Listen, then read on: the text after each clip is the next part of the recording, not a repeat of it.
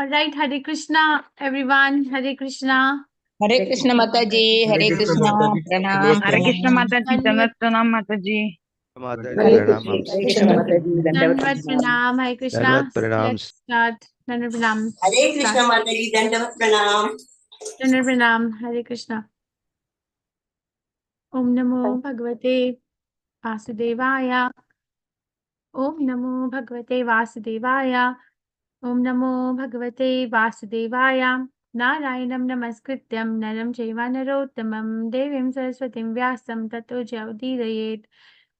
नष्टप्रायेषु अभद्रेषु नित्यं भागवत सेवया भगवती उत्तमा श्लोके भक्तिर्भवति नैष्टिकी. Reading from Srimad Bhagavatam, 4th Canto, Chapter 29, Verse 66. Surya Prakash Rao Prabhuji, go ahead please.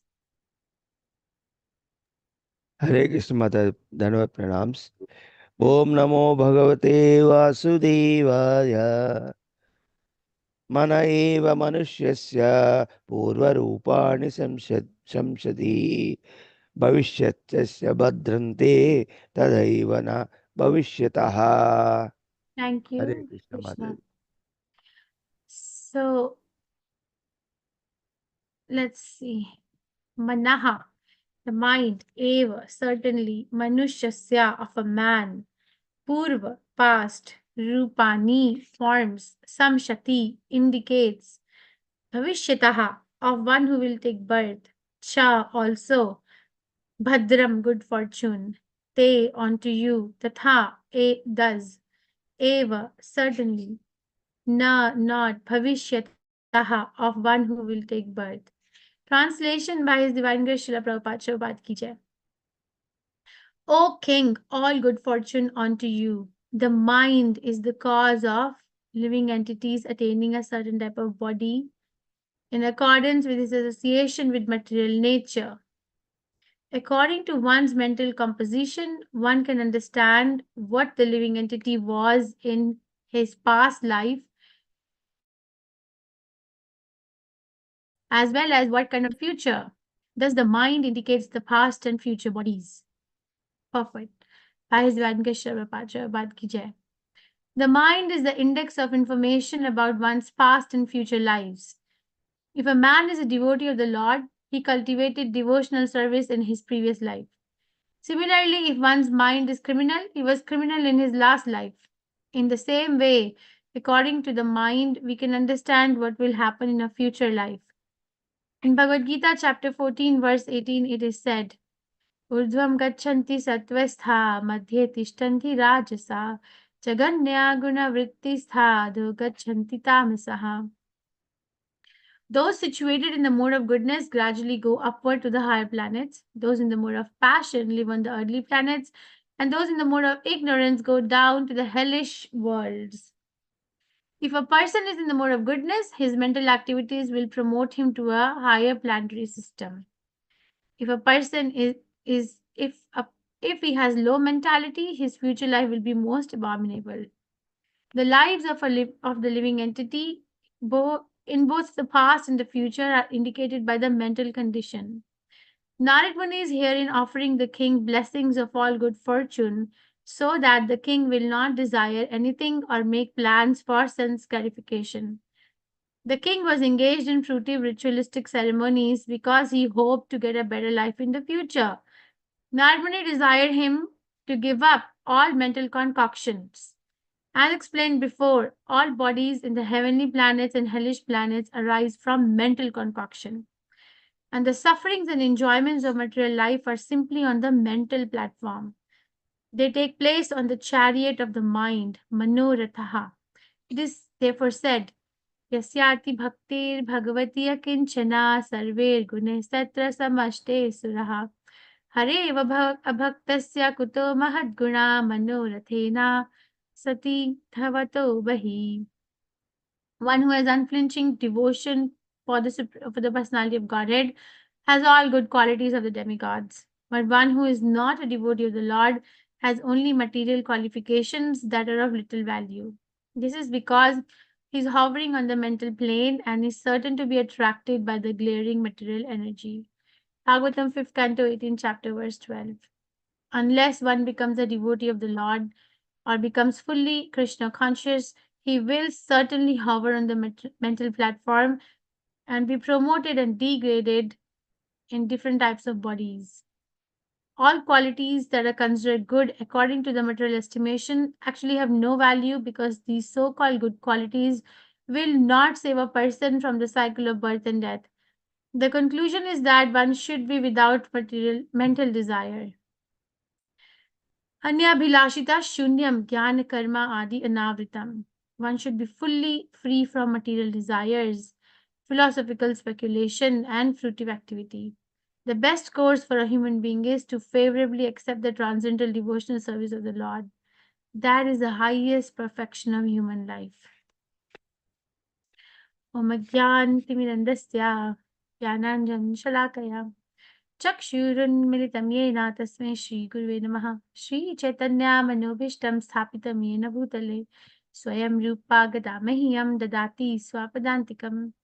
Hey Krishna Karna Sindhu Dina Bandhu Jagatpate Gopesha Gopika Kantha Radha Kanta Namastute Tapta Kanchan Gaurangi Radhe Vrindavaneshwari Vishbhanuste Devi Pranamami Hari Priye. Jai Shri Krishna Chaitanya Prabhu Nityananda Shri Advaita Gadadhara Shivasadi Gaur Bhakti Vrinda. Hare Krishna Krishna Krishna Hare Hare Hare Rama Rama Rama Hare Hare. Nama Om Vishnu Padaya Krishna Prasthaya Bhutale Shrimate Bhakti Vedanta Swami Iti Namine. Namaste Saraswati Deve Gaurvani Pracharine Nivishesha Shunyavadi Paschatya Deshadarine. मन एवा मनुष्यस्य पूर्वरूपाणि संशति भविष्यतश्च भद्रं ते तथैव न भविष्यतः. Very nice verse. O king, all good fortune unto you. The mind is the cause of the living entities attaining a certain type of body in accordance with its association with material nature. According to one's mental composition, one can understand what the living entity was in his past life, as well as what kind of body he will have in the future. Thus, the mind indicates the past and future bodies. All right, so we're reading from Srimad Bhagavatam, 4th canto, The Creation of the Fourth Order, chapter number 29, which is entitled as, what is the name? Talks between Narada and Talks between Narada and King Kachinga. Very nice. So now, from these verses, verse number 60 to 79, Narad Muni is explaining the role of mind in transmigration of the soul, or we can say explaining the role of the subtle body, which is actually an answer to question in the role of transmigration of the soul from one body to another, the role of the subtle body, of which the mind is the most prominent, which is actually an answer to Prajina Varishad's doubt. What was his question which led to this discussion? What was his? Give me a 1-minute recap. What did he ask Narad Muni? To which Narad Muni started talking about these things. Yes. Who can tell me? You can raise your hand. What was his question? Am I audible? Yes, Surekha Mataji, go ahead. What was the question? Hare Krishna Mataji. So Prachin Barhi asked how it is possible to enjoy or suffer reactions of that work in a different body, means past work in a different body. Nice, yeah. Thank you. Yes, thank you for remembering. The question was, when we see the gross body has died, so how can you say that this particular gross body's activities are actually enjoyed or suffered in the next gross body, because the gross body is gone? So how is it happening? You know, when two people are together, we may be related by some sort of relationship, but we still have to carry our own burden. You know, we're eating our own food, we are breathing our own air, we have our own sense of vision, sense of hearing, we have our own activity. How can you say that I am being responsible for others' activity? Or in other words, how can you say that my new gross body is going to be responsible for what I did in my past gross body? Then Narad Muni starts talking about that gross body. Even after the gross body is dead, the subtle body still remains. That never dies. Okay, it remains. And then he gives the example of a What does he give example of to explain this, that the subtle body remains? What does he give example of? Yes, recap. Going to give example of a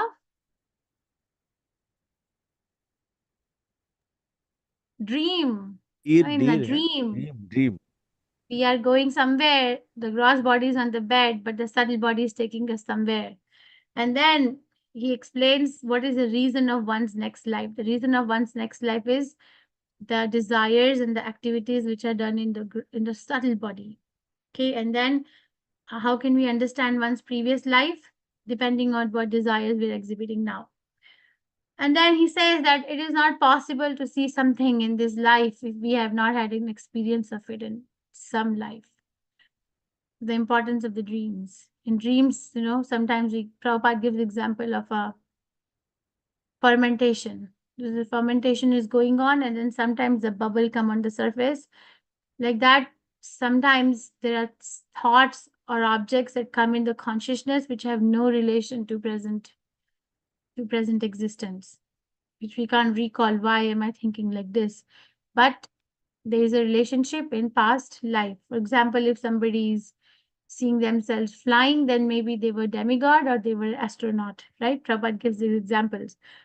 Now, Nadmuni is saying that mind is responsible. You see, the mind is responsible for causing one's certain type of a gross body. And the mind churns the desires depending on what kind of mode of nature it is associating with. So I just wanted to explore a little bit. I made a little bit of a workshop. So let's say, so mind dictates. Okay, if I'm going to, Prabhupada is giving an example, Urdhvam Gachanti Satvastha, Madhya Tishtanti Rajasa, Jaganya Gunavrittistha Do Gachanti Tamasa, right? So if the mind is associating with mode of goodness, the destination is higher planetary system. If the mind is associating with mode of passion, destination is fruity planets, or earthly planet. And then if mind is associating with mode of ignorance, then lower planetary systems. So depending on what the mind is doing, one is able to see. Now, I want to take up a few points here as to what are we actually talking about. Now, the mind is dictating, just stay with me over there. And the person who is not trying to be Krishna conscious, the goal is not Krishna consciousness. It's been just pulled by the dictation of the mind. You don't have a vision. If you go and ask people on the street, do a survey, this is the Gita Marathon month, right? So I wish we all can go for Bhagavad Gita distribution and ask this question. What is your vision in life? Or ask this question to yourself. How do you envision your life? What is it that you see yourself doing? Most of the people, what are some of the answers that we will get? Tell me. What is your vision of life? What do you see? What's your vision? Where do you see yourself now? In next 1 year, next 5 years, next 10 years? What's your vision like? What are you doing? What is going to be the answer mostly? So no answer means, if I may say, if nobody is able to answer means most of the people don't think about it and have a vision. Okay, that's the reality, because that's why nobody is able to talk about it. But in this particular verse, Narad Muni is actually telling us, have a vision, be aware, be conscious as to what mode of material nature am I really associating myself with. And that's one of the benefits of chanting Hare Krishna Mahamantra. That's one of the benefits of hearing from exalted devotees and understanding the words of exalted devotees in the association of devotees who are trying to have the same goal of going back to Krishna. Right there, we can understand and decode these statements that, okay, I need to really understand what is my vision, what is it that I'm associating with. So what are some of the benefits of understanding and introspecting this knowledge? What are some of the benefits? I would like to hear from you. You can raise your hand and tell me what are some of the benefits that you see. Okay, I'm going to introspect. I'm going to study my life and be an observer of my activities as to where is my mind going, what is my liking, what is my dislike. At least to begin, just try to observe, don't judge. Don't say, oh, I'm so bad or I'm so good. Just see where the mind is going. What is my liking in terms of eating food? What is my liking in terms of spending time? You know, when I have some time, what do I like to do? What is my liking in terms of shopping? What do I like to get? Or what kind of friends do I like to make? Or what kind of people, what kind of things are attracting me? So just observe and make a mental note or make a physical note of what's happening. So my question is, what is the benefit? What's the benefit of doing this? Observing the activities of one's mind, what's the benefit? I have made a list, but I want to hear from you. Am I audible? Yes, Mataji, you are audible. We will be able to rectify ourselves. We will be able to judge ourselves where we are lacking. We will be able to improve ourselves. The benefit is that you'll be able to see your blind spots. Okay. Blind spots in going ahead in bhakti. That's a nice one.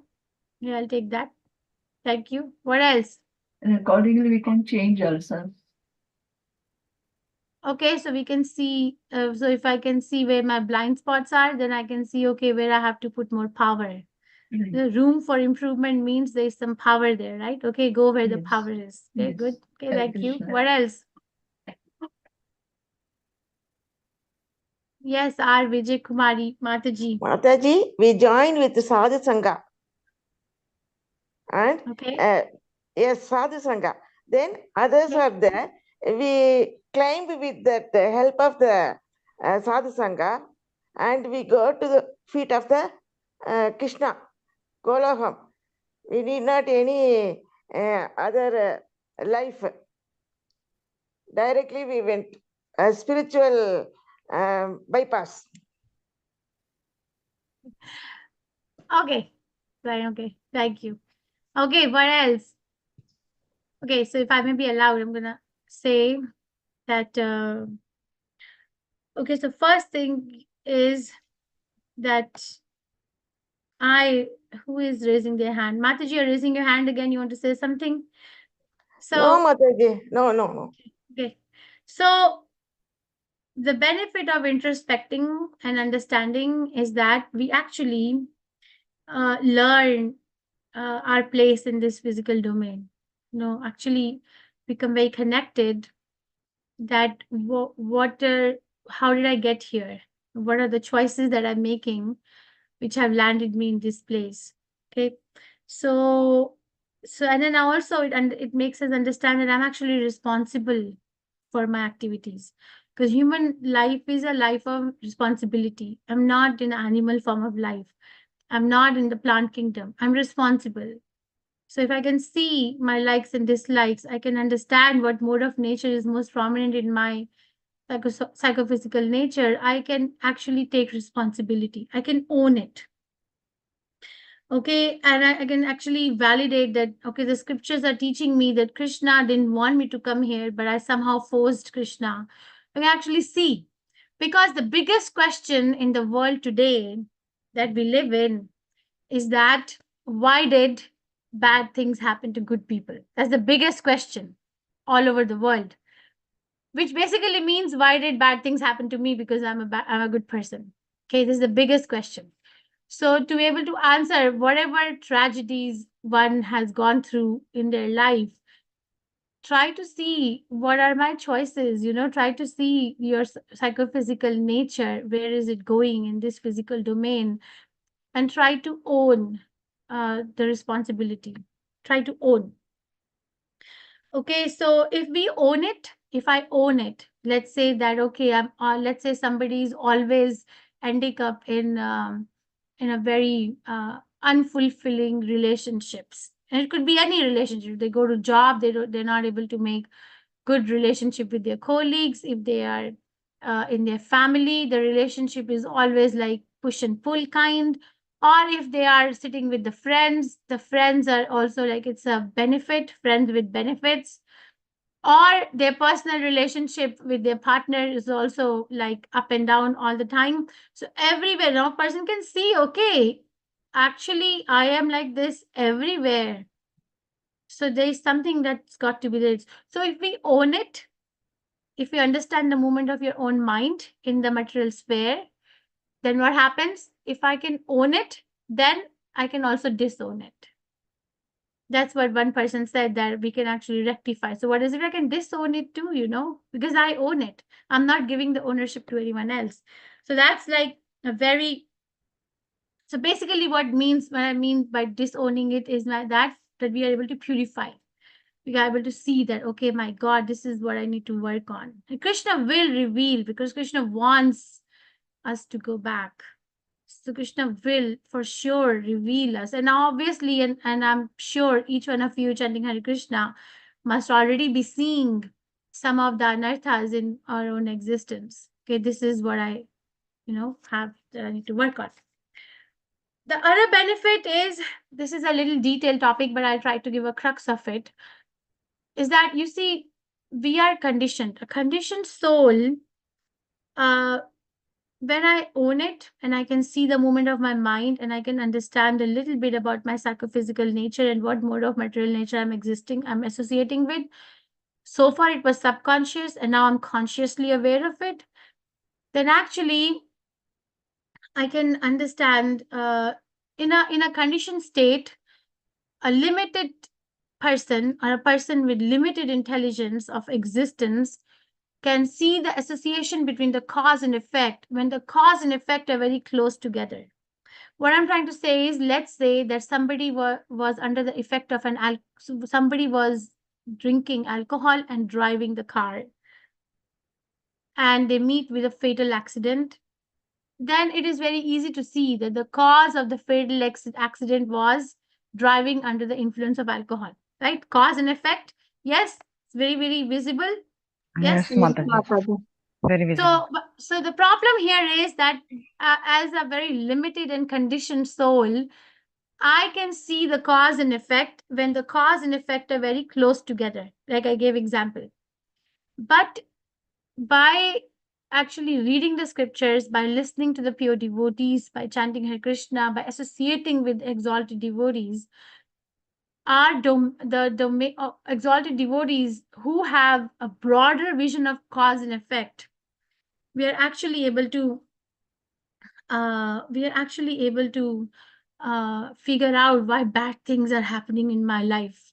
For example, one example I gave that, okay, the cause and effect are very close together, so it's very easy to see. Somebody is driving and they're driving while they're under the influence of alcohol and they meet with accident. So cause is clear, effect is clear. But here in this chapter, Narad Muni is talking about the cause and effect at a very broader level, zoom out. You got a material body, which is an effect because the cause was that your mind was associating with material desires. Cannot see it, but this is how it happens. So the cause and effect are very far off. I'll give an example. Srila Prabhupada, he told Mukunda Datta Prabhu in England to go and deposit some money in the bank. Okay, so Mukunda Datta Prabhu went and deposited the money in the bank. And he got back. Prabhupada said, okay, you were able to deposit the money. He said, yes. Okay, so where is the receipt? Prabhupada was very, very particular about where is the receipt. So from Mukunda Prabhu said, no receipt. Prabhupada, the bank teller didn't give you a receipt for your transaction? He said, no, I didn't get any receipt. Prabhupada said, this marks the end of British Empire. Like you didn't get one receipt for your money deposited in bank, and then Prabhupada is making such a big remark that this ends this marks the end of a British Empire. So that is a vision of a pure devotee. They are able to see cause and effect far apart. Even if they're separated far apart, they're able to see and give it to us like that.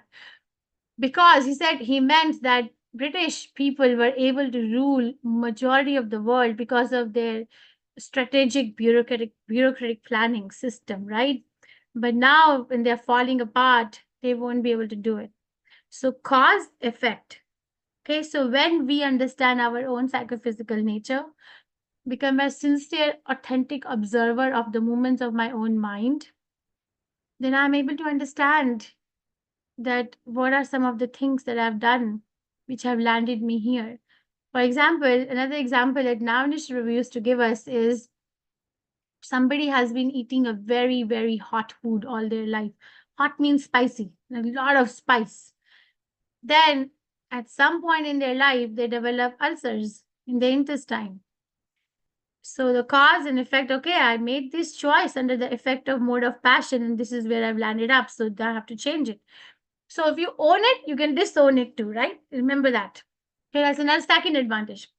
The third advantage is that when we become more introspective, I'm able to actually channelize my energy, my resources, and my time to something which is meaningful.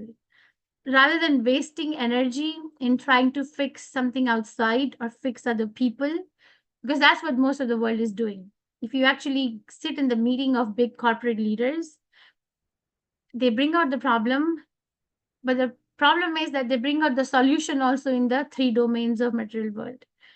Okay, let's say this is Christmas time in the Western world, right? So what happens is that during summer, I have heard they start channelizing, they start comparing. Okay, our sales last Christmas was this much. Now we have to improve our sales by 20%, 30%, or whatever. So what could be the agenda? As do we have to improvise our marketing skills? Do we have to improvise our product packing? Because the product quality they're not really working on. And we like packing, conditioned soul, we like how the things are packed. So, or do we have to, cheat people by, saying that we are actually increasing the percentage of sale, whatever it is. So they are actually channelizing their energy in this particular way. But if I am able to understand the movement of my mind and able to understand the association of the material mode of nature that I'm associating with, then I'm actually able to, see that I actually don't like it or like it, whatever it may be. If you don't like it, then you have to have knowledge of what's better. Let's say if somebody says, I'm always lazy. Not always, like most of the day, there's a lot of inertia in my day. I'm giving example. I want to do so many things, but there's so much inertia and can't figure out. So if it's okay, let's observe what time am I getting up? What kind of a food am I eating? What kind of things I'm hearing to? So understand that, okay, my God, this mode of ignorance is very prominent, always hankering, always lamenting, always trying to get satisfaction in the sleep, and sleep is what is giving me most, rest or most satisfaction, and mode of ignorance. Okay, I have to change it to mode of goodness. So now take up the qualities of mode of goodness. So we're able to channelize and and live a very fulfilling life if the goal is high. Okay, the other thing is that we exist, that we understand that the desire to exist, the desire to be happy, the desire to be loved, to be appreciated, and to have knowledge and not to be in ignorance. These desires are always there in the mind. Yeah, is there anybody in this class who is desiring to be unhappy, to be full of ignorance, to be hated by everybody around them, to be disowned, disapproved? Yes, anybody living life like that here? No one. No, Mataji. No, madam. Mataji. No, Mataji. No, Mataji. Nobody like. Because that's unnatural, right? The natural state of the heart is that I want to be full of knowledge, full of bliss, full of happiness, full of love, full of appreciation for others, and others are also giving me a bilateral relationship. So that's the normal condition of a living entity. But what happens if this is my realization that if somebody is not in Krishna consciousness, then they try very hard. All the endeavors we are doing are to become happy. So try very hard, but they try in a wrong direction. Don't know where to try. But if we are becoming observant, just an observant, okay, I have these desires, then validate them from spiritual aspects. I have these desires because this is how my natural state is. This is how Krishna has made me. This is how my development is at the spiritual level. Then understand that the feelings, because mind has thinking, feeling, willing, right? Mind has feeling too. These feelings are always finding space to settle. They're looking for outlet. looking, okay, always finding a resting place. But I'm not able to give these feelings a resting place. I'm not able to feel that intensity of satisfaction. Actually, the association with other people might be okay in the beginning, but later it might be giving me the sense of illusion, lamentation, fear, loss, grief. It's okay. So it's not that I have to deny these feelings, but it's like, okay, let me find a resting place for these feelings, an outlet for these feelings in a more meaningful Krishna conscious environment, in that association. Okay, these are some of the advantages. So I will just summarize that if we are able to understand the movement of our mind, understand what kind of mode of nature I'm really associating with, then what happens? We can own our position in material world. We can actually own the responsibility. So if we can own the responsibility, then we can disown it too. So that gives rise to perseverance, which is another topic in itself. Like perseverance means to be able to go through hard conditions with a lot of integrity. So that gives rise to perseverance. That I own it, so I can disown it too. With the help of Guru Sadhu Shastra principle, I can do it. The next is that understand that my vision of cause and effect, why bad things are happening to good people, is like my vision of cause and effect is so narrow. But the Shastras are trying to expand my vision of cause and effect. So there is a cause. That is why there is an effect which is happening in my life. Like Narad Muni is telling, the first reason we all have a material body is because the mind had a desire to enjoy the material elements. So that was the cause, this is the effect. So own it so that we are able to show gratitude and grow. Okay. And the third thing I said which I was thinking was that we become introspective. So we're able to channelize our energy, our resources, our time to something which is more meaningful to my life in my journey back to Krishna.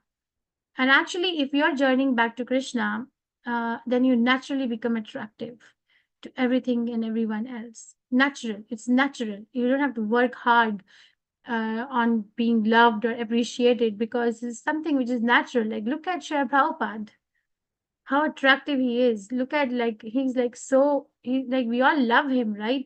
That's why we're reading his books, listening to his classes, following his instructions. This is love, right? Love means service. And the fourth thing is that if you understand that, okay, I have these desires in my mind, the feelings in my mind of feeling of being full of knowledge, love, appreciation, and exist ever, then I need to be able to give these feelings a proper resting place and not something in the three modes of material nature.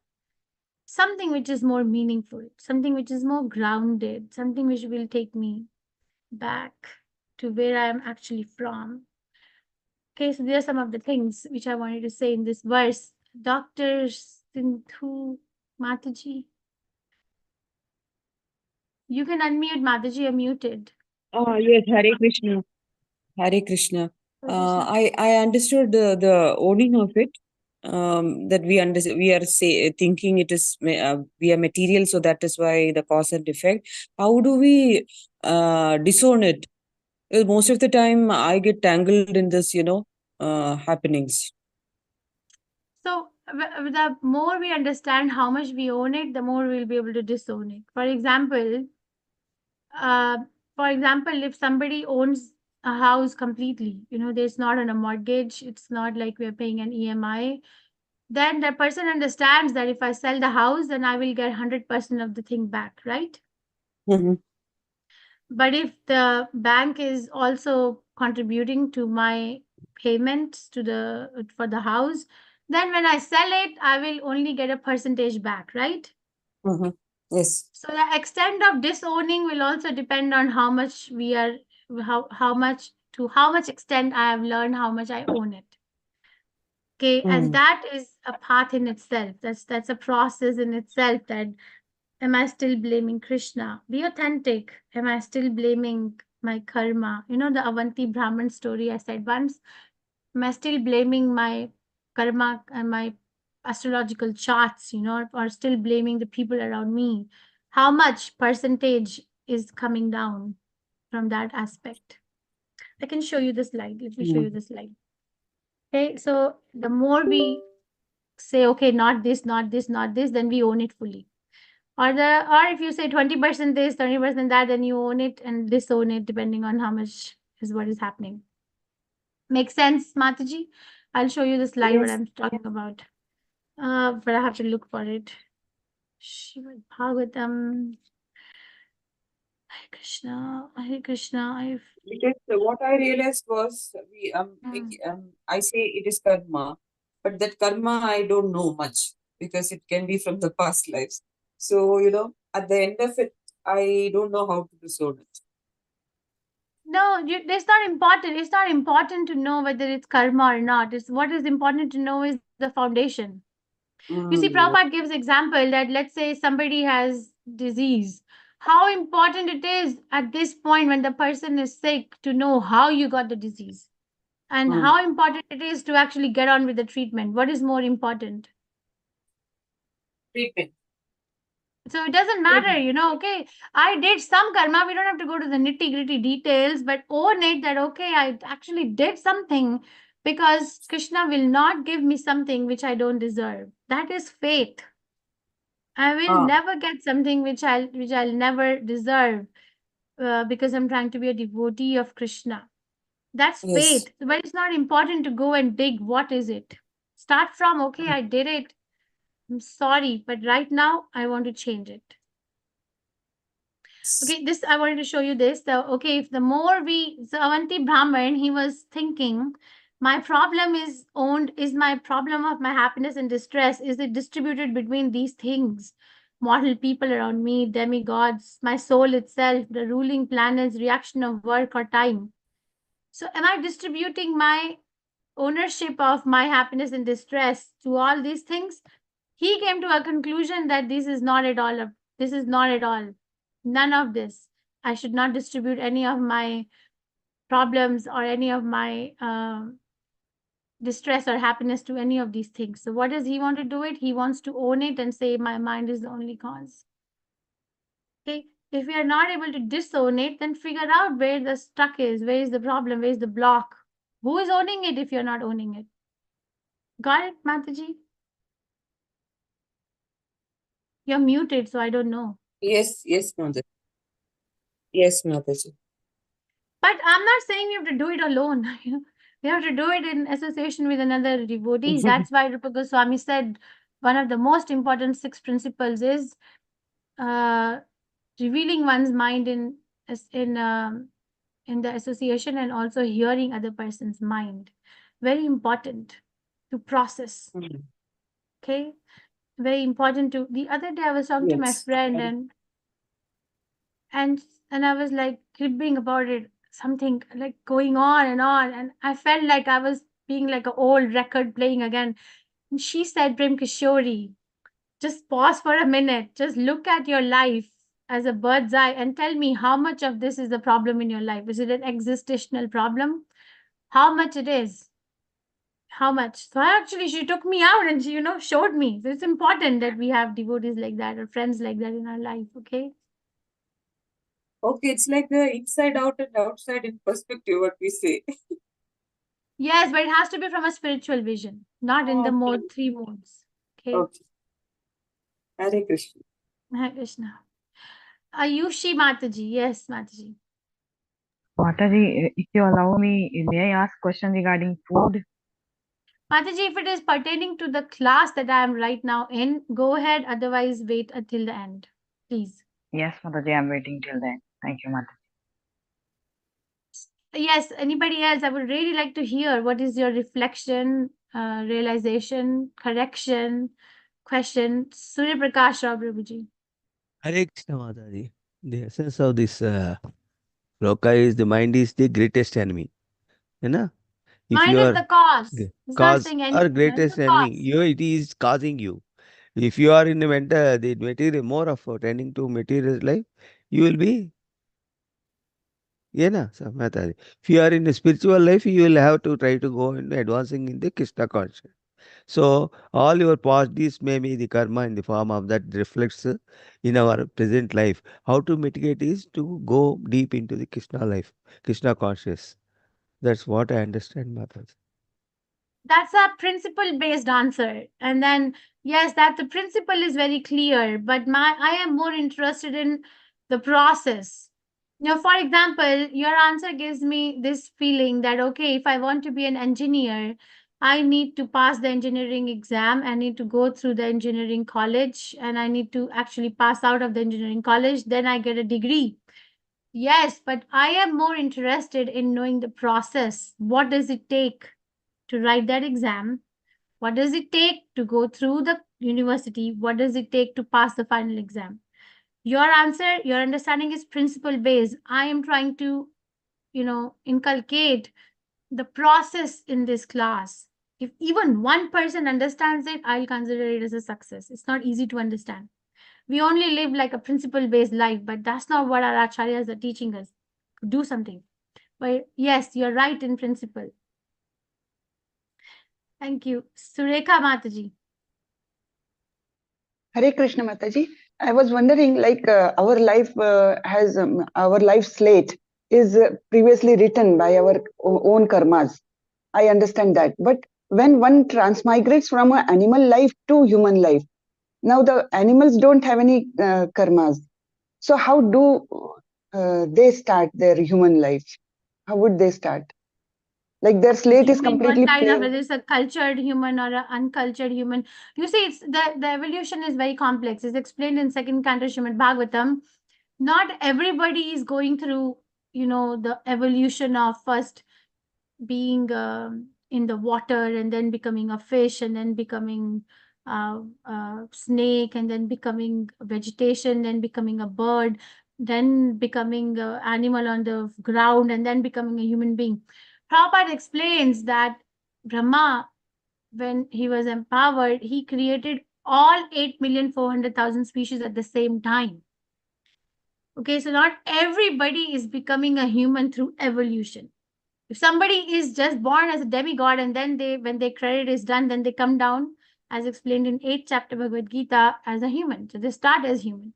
So we are all coming from different starting points, depending on, I don't know what factors, who decides, but we are all. So how, but then one has to become a non-Aryan. If you go a typical way, a typical strategical planning that you're asking, or if I'm understanding correct, then you become a non-Aryan first, and then you become an Aryan human being, non-civilized and then civilized. Okay. But how is it important here? No, it is How not. is it? Just No, think about it. I'm just making you think. Okay, let's start from where we are. Not important to know how we got the disease. What's important is how do we treat it so we don't get suffering again and again. Thank you, Thank you. Mataji. Hare Krishna. Thank you. Any other question, reflection, realization? Speak up, please.